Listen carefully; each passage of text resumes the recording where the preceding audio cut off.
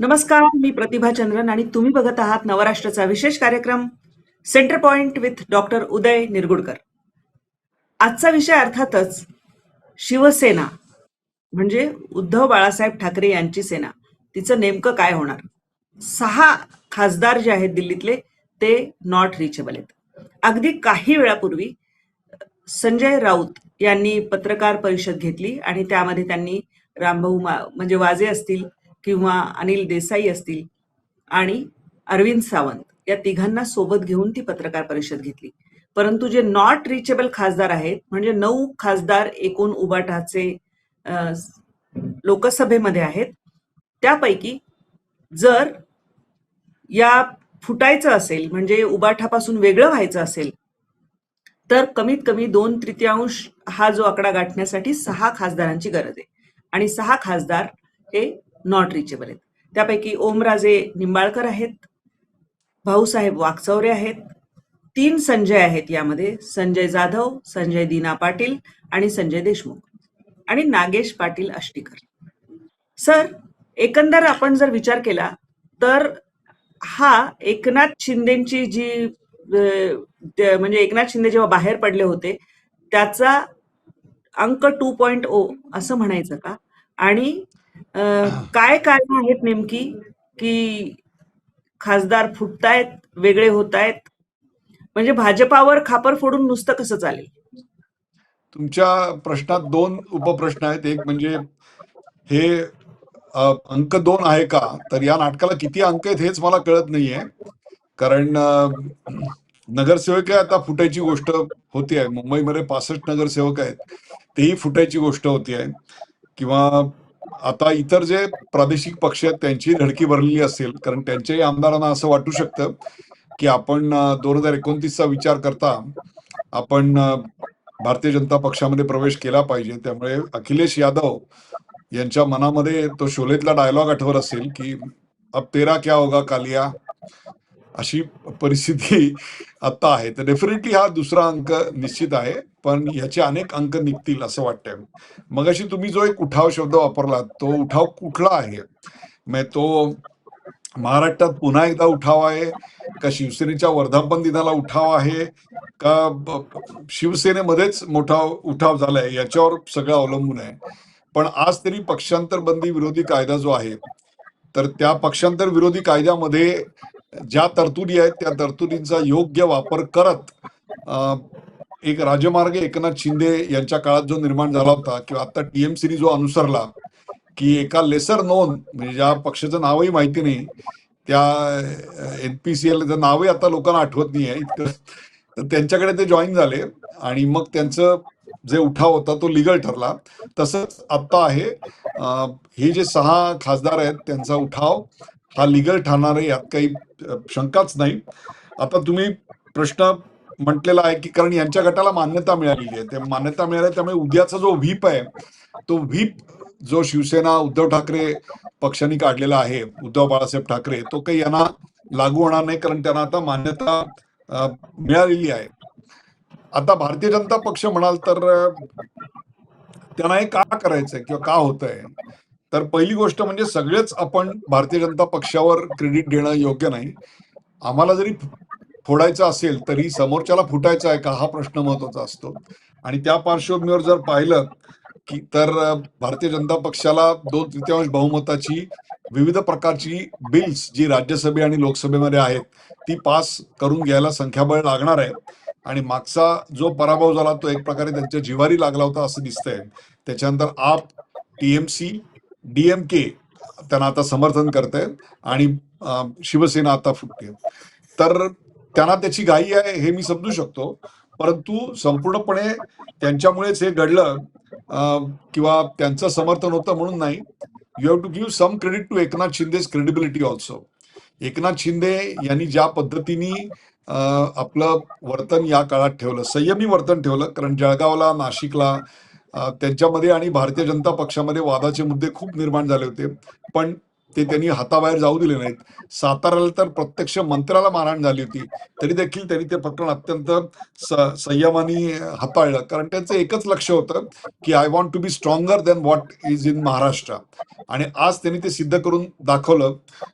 काल जेवढी त्यांची ताकद होती राजकीय, त्याच्यापेक्षा आज त्यांची ताकद केंद्रात आणि राज्यात विलक्षण वाढलेली आहे. अमित शहाकडे, नितीन नवीनकडे, नरेंद्र मोदी यांच्याकडे त्यांचं जे काही प्रभाव होता किंवा प्राबल्य होतं, त्यांचं बार्गेनिंग पॉवर होती, ती आज निश्चितच वाढलेली आहे.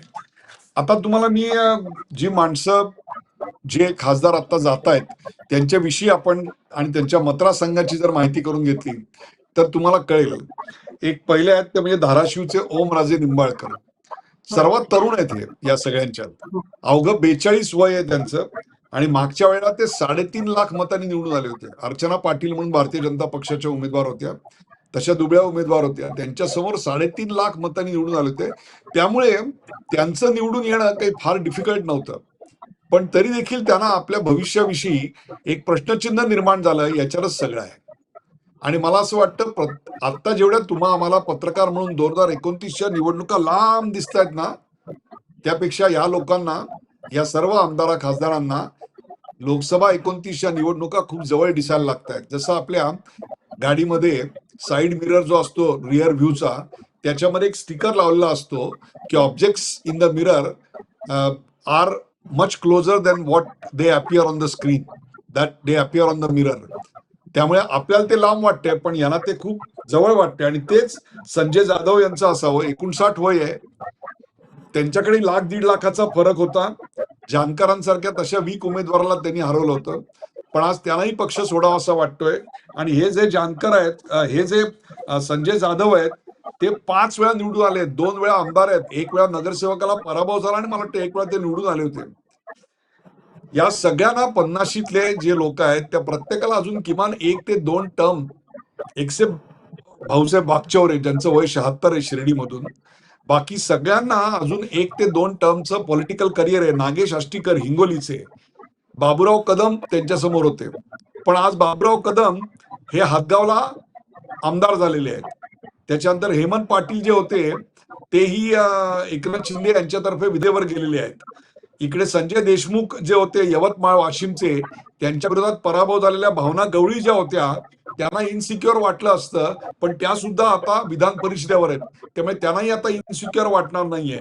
संजय दिना पाटील, इथे तर कोणी उमेदवारच नव्हता, तिथे भारतीय जनता पक्षाचा मीर कोटेचा होते. तो भारतीय जनता पक्षाचा प्रश्न असेल, भारतीय जनता पक्ष त्यांना कुठल्या तरी पदावर सामावून घेऊ शकेल.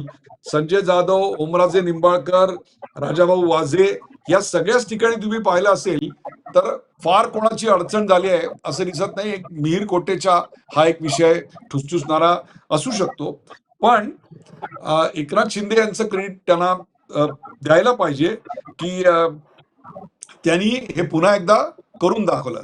त्याचबरोबर त्यांची राज्यातली पण बार्गेनिंग पॉवर निश्चितच वाढलेली आहे. आणि या सगळ्याचं खापर आणि काय क्रेडिट एक वेळ फक्त भारतीय जनता पक्ष, ऑपरेशन लोटस का ऑपरेशन टायगर, हे जे काही शब्द येत आहेत त्याहीपेक्षा सुद्धा कोणत्याही आमिषाला बळी पडणार नाहीत आणि कोणत्याही फाईल्स ज्यांच्या असणार नाहीत असे उमेदवार निवडण्यापासून तुम्हाला कोणी थांबवलं होतं का? पक्षातली जेव्हा 2/3 खासदार सोडून जातात त्यावेळेला पक्ष एका पिढीकडून दुसऱ्या पिढीकडे जाऊ शकतं आणि मग त्या नेतृत्वाशी आपल्याला पुढे जुळवून घेता येणार नाही, ही भीषण जाणीव याच्यामध्ये आहे का? एक लक्षात घ्या की आपल्याकडे आता ना निष्ठावंत स्वयंसेवक, कार्यकर्ते, सैनिक असे उमेदवार नाही आहेत. ते कुठल्याच पक्षात नाही आहेत अशी परिस्थिती आहे. थोडेफार ते काही जे जुने पक्ष आहेत, काँग्रेस आहे किंवा भाजप आहे, यांच्यामध्ये असतील. आता सगळे करिअर प्रोफेशनल्स आहेत. जसं एखाद्या चॅनलमध्ये आपण काम करत असतो, त्या चॅनलचा TRP खाली गेला, तिथे पगार मिळायचे वांदे होतील असं कळलं आणि 1-2 वर्षामध्ये तिथले इन्व्हेस्टर पण जातील असं लक्षात आलं, तर पत्रकार सोडून तिकडेच राहणार आहेत का पत्रकार सोडून चांगल्या एखाद्या चॅनलमध्ये जाणार आहेत, असा प्रश्न आज या एका सोडून गेलेल्या खासदारांनी मला विचारला आणि निरुत्तर झालो मी. They are career professionals and for them 2.5 years for election is not a long period. त्यांच्यासाठी तो खूप जवळचा पिरियड आहे. हे सगळं होत असताना मला ठाण्यामधल्या 1960-70 सालच्या निवडणुकांची, 70 सालच्या 70-75 पर्यंतच्या निवडणुकांची आठवण होते. जनता पार्टी फॉर्म होण्याच्या आधी आमच्याकडे मुकुंदराव आगासकर म्हणून होते. जनसंघ असायचा त्यावेळेला. ते नगर परिषदेपासून लोकसभा सगळं तर ते उभे राहायचे आणि त्यांचं डिपॉझिट सुद्धा जायचं. त्यांच्या घरासमोर अतिशय त्यांना झोमरी अशी टीका करणारा एक त्यावेळेला भिंती रंगवायची पद्धत होती, कारण फ्लेक्स नव्हते. एक भिंतीवर रंगवलं होतं मुकुंदराव आगासकर त्यांचं नाव. मुकुंदा मुकुंदा पडशील तरी कितींदा कितींदा. जेव्हा कार्यकर्ते त्यांचे त्याच्यावर पांढरा रंग मारला आले तेव्हा ते म्हणले, अरे ठेवा रे, पुढच्या वेळी मी उभा राहणार आहे तेव्हाही मी पडीन, त्यावेळेला त्यांना दुसरा खर्च करायला नको. पण त्यांनी पक्ष नाही सोडला. त्यांनी पक्ष सोडला नाही म्हणून पुढे रामभाऊ कापसे निवडून आले आणि पुढे हा हिंदुत्वाचा गड बनला. अशा प्रकारे मतदारसंघ वर्षानुवर्ष बांधणे, घर घर बांधणे, गल्ली गल्ली बांधणे, लोकांच्या समस्या सोडवणे. आज लोक पण प्रोफेशनल झालेली आहेत, व्होटर्स पण प्रोफेशनल आहेत. ज्या सोसायटीमध्ये 25 आणि 30 हजार रुपये जागा विकायला गेलं तर पर स्क्वेअर फीटचा रेट आहे, तिकडे इलेक्शनला मतं मागायला आमदार आल्यानंतर, खासदारसाठी उमेदवार आल्यानंतर सरळ हिशोबाला बसतात आणि सांगतात पेवर ब्लॉक लावून द्या, सोसायटीला रंग लावून द्या. कोण म्हणतो 3 वर्षाचा आमचं केबल टीव्हीचे पैसे भरा. मग त्याच उमेदवारांनी हे सगळे खर्च भागवण्याकरता, कार्यकर्त्यांचे खर्च भागवण्याकरता, हा भपका भागवण्याकरता जर त्यांनी काही पैशाची सोय लावून घेतली एखाद्या कन्स्ट्रक्शन साईटमध्ये तर तो वाईट ठरतो. मी त्यांचं समर्थन अजिबात करत नाहीये, हे निषेधार्हच आहे. परंतु आपण एका चांगल्या आदर्श व्यवस्थेपासून किती दूर गेलोय याची जाणीव करण्याकरता म्हणून मी हे सांगतोय. त्यामुळे आज जे घडलं तो लोकशाहीचा खून वगैरे आहे असं ज्यांना वाटत असेल त्यांनी पूर्वी काँग्रेसच्या काळात किती सरकार बरखास्त झाली होती ते बघा. त्यामुळे हमाम में सभी नंगे होते हैं. पण आजच्या घडीला तरी शिवसेनेच्या वर्धापन दिनाला उद्धव बाळासाहेब ठाकरे यांच्याकडे 6 खासदार कमी आहेत आणि एकनाथ शिंदे यांच्या शिवसेना पक्षाकडे आता 6 खासदार, तब्बल 6 खासदार जास्त आहेत. त्यातले जे संजय जाधव आहेत ते खूप पॉप्युलर आहेत, 5 वेळा निवडून आलेले आहेत. त्यांच्या बरोबर अख्खा पक्ष तिकडे जाणार आहे. तीच गोष्ट आहे संजय देशमुख यांची. त्यांच्या बरोबर सुद्धा पक्ष खूप मोठ्या प्रमाणात जाणार आहेत. ओमराजे निंबाळकर अतिशय पॉप्युलर आहेत तिकडे, त्यांच्याबरोबर खूप मोठा पक्ष जाणार आहे. त्यामुळे इथे फक्त खासदार जात नाहीये, तर तो अख्खा जिल्हा तुमच्या हातातून जातोय अशी परिस्थिती आहे. त्यामुळे शिवसेनेसाठी हा एक प्रचंड प्रचंड मोठा सेटबॅक आहे. उबाटा सेनेसाठी सर प्रचंड सेटबॅक आहेच, पण आपण थोडंसं जर विचार एक केला की हे सगळे खासदार निवडून आले ते महाविकास आघाडीच्या एकंदर म्हणजे महाविकास आघाडीची एकत्रित मतं त्यावेळी होती असं म्हणायला पाहिजे. कारण ज्या पद्धतीचं लोकसभेमध्ये झालं, आपण पक्ष फुटीचा सगळा इतिहास जो मांडला त्यामध्ये सुद्धा आपण जर बघितलं तर पुलोदचा प्रयोग झाला महाराष्ट्रामध्ये. नंतर अगदी की ज्यांनी आपल्याला राजकारणात आणलेलं आहे त्यांना चुना लावत बाहेर पडण्याचे प्रकार हे यापूर्वी झालेले आहेत. उद्धव ठाकरेंनी तेच केलं 19 मध्ये मुख्यमंत्री होत असताना युतीच्या याच्यावर निवडून आले. पण हे आज काय होईल, हे 6 जणांच्या गटाचं काय होईल, तर हा भाग एक वेगळा. कारण जशी पायवाट झालेली आहे प्रशस्त की त्यांनी लोकसभा अध्यक्षांकडे जायचं, पत्र द्यायचं आणि स्वतंत्र गट म्हणून किंवा शिवसेनेमध्ये ते जाणं. ते शिवसेनेमध्ये जातील आणि त्याच्यामध्ये काही ते एक गट म्हणून शिवसेनेला समर्थन देतील. नंतर शिवसेनेत काहीतरी फरक पडणार नाहीये. लिगली त्यांना काही प्रॉब्लेम नाहीये. उद्धव ठाकरे यांना परवा जे भाषण करायचंय 19 तारखेला उद्धव ठाकरे यांना पक्ष स्थापनेच्या दिवशी भाषण करायचंय. त्या दिवशी त्यांना दाखवून द्यायचंय की ऑपरेशन टायगर जरी करत असाल तुम्ही तरी टायगर अभी जिंदा आहे. बघू त्यांना हे आव्हान पेलता येतंय का. शिवसैनिक जे उरले सुरले आहेत त्यांच्या ताकदीवर त्यांना पुन्हा लढाईत उभं राहता येतं का बघूया.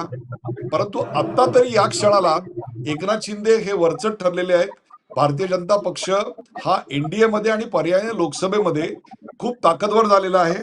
त्यामुळे जे वुमन रिझर्वेशन बिल आणि त्यात डिलिमिटेशन अशी जी रचना होती ती पारित करायला आता त्यांना काही प्रॉब्लेम येऊ नये अशी आत्ताची परिस्थिती आहे. आणि काँग्रेस हे सगळं हताशपणे बघतोय. त्याच्याशिवाय काँग्रेसकडे दुसरं काही नाहीये.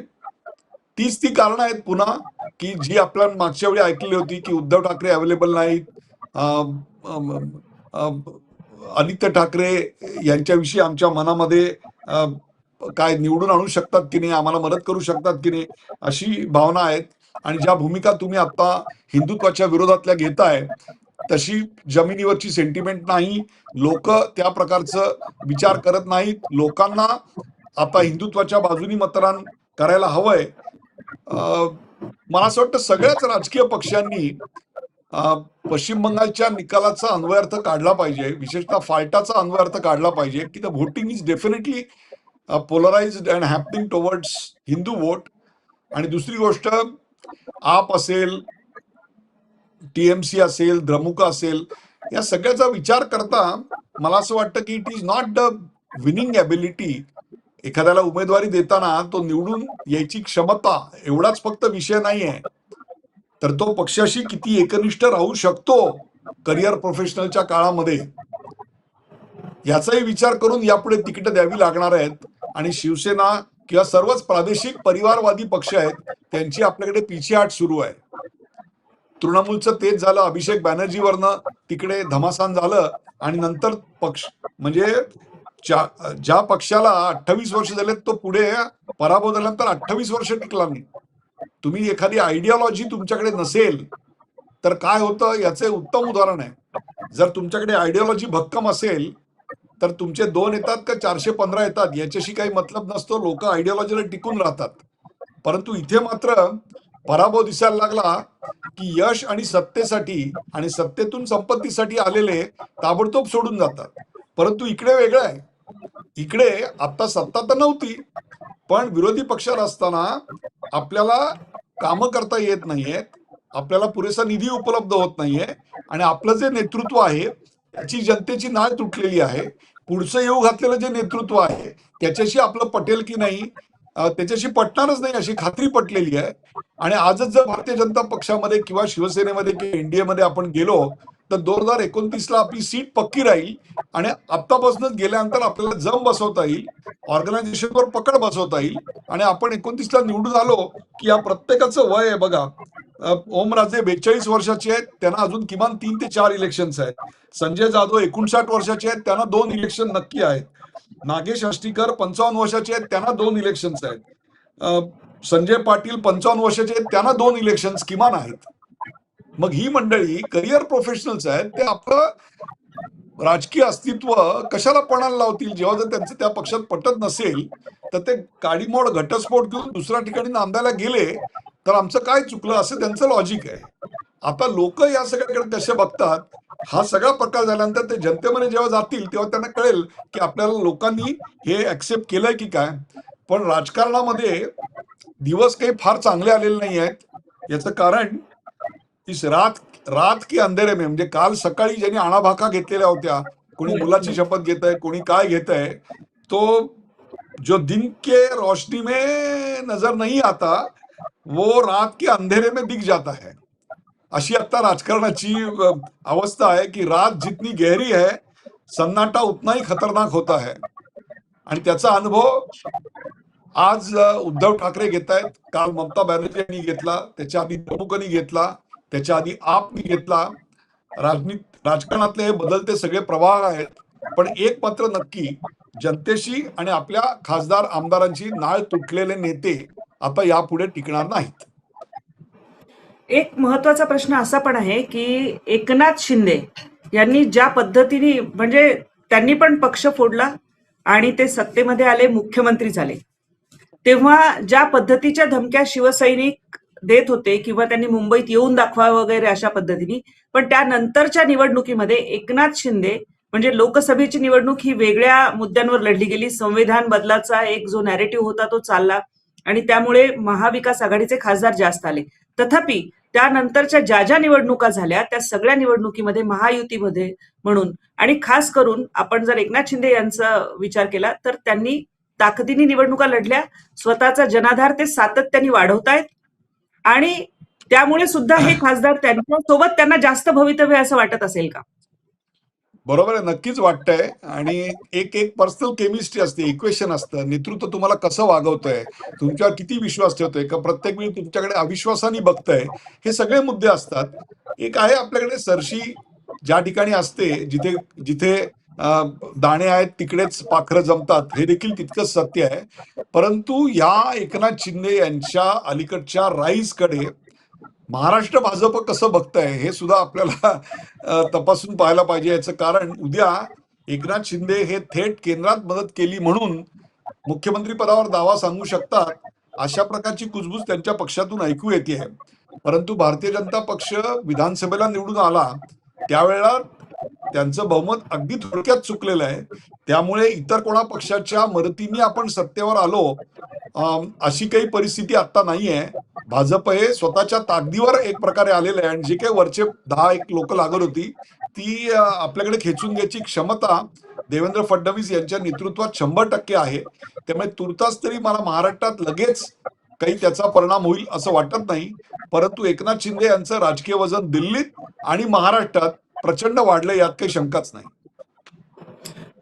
एकनाथ शिंदे हा जनतेमध्ये जाणारा नेता आहे.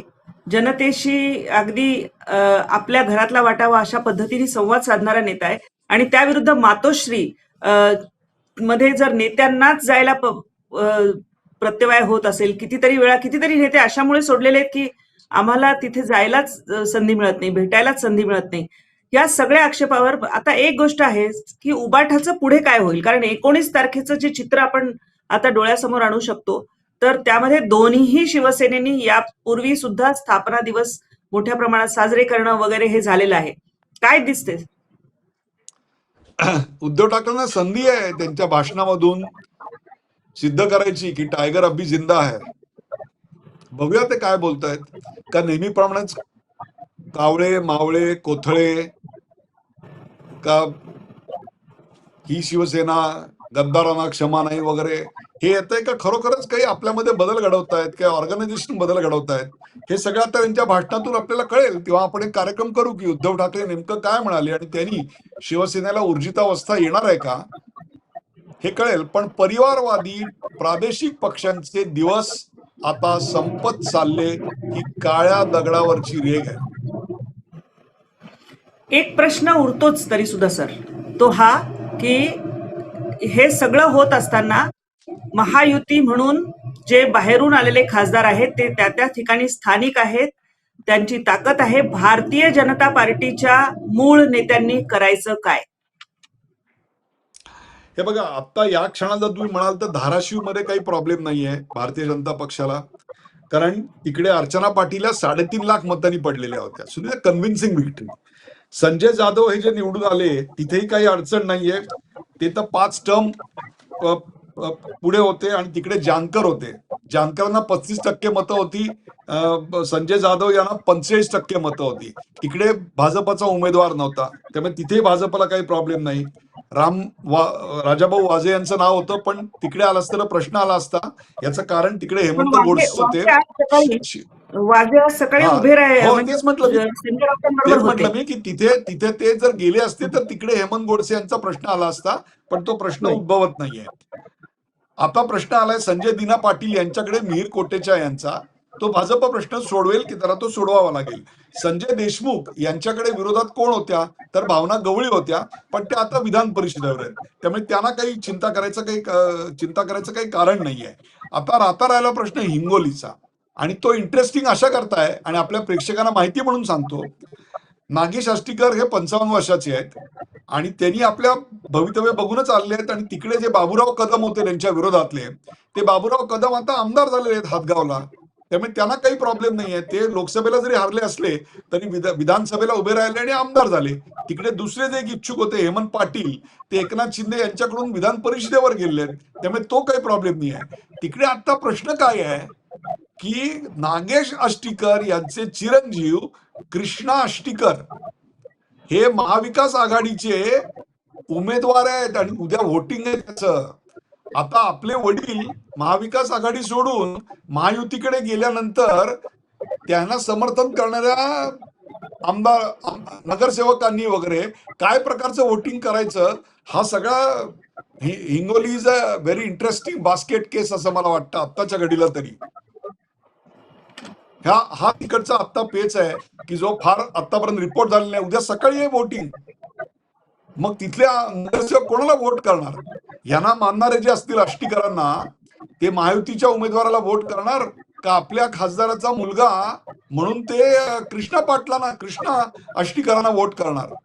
हे उद्या कळेल आपल्याला नेमकं काय आहे ते. तर एकंदर राजकारणामधल्या या घटना घडामोडी आहेत त्या काल रात्री दिल्लीत जे सगळं नाट्य सुरू होतं, उद्धव ठाकरे यांचे 6 खासदार नॉट रिचेबल झाल्यानंतर पुन्हा पुढच्या घटना घडामोडींना वेग आलेला आहे. अर्थातच ज्या पद्धतीने राजकारण पुढे जात आहे आणि ह्या सगळ्या घटना घडामोडी वेगाने होत आहेत त्यानुसार अर्थातच ते लोकसभा अध्यक्षांना भेटतील, त्यांचं पत्र सादर करतील आणि त्यानंतर कुठल्या तरी मुहूर्ताला जाहीर, म्हणजे तो 19चाच मुहूर्त असू शकतो, जाहीर मोठ्या समारंभामध्ये प्रवेशही होऊ शकतो. ह्या सगळ्याबद्दल तुमचं काय मत आहे? तुमच्या कमेंट्स आम्हाला अवश्य कळवा.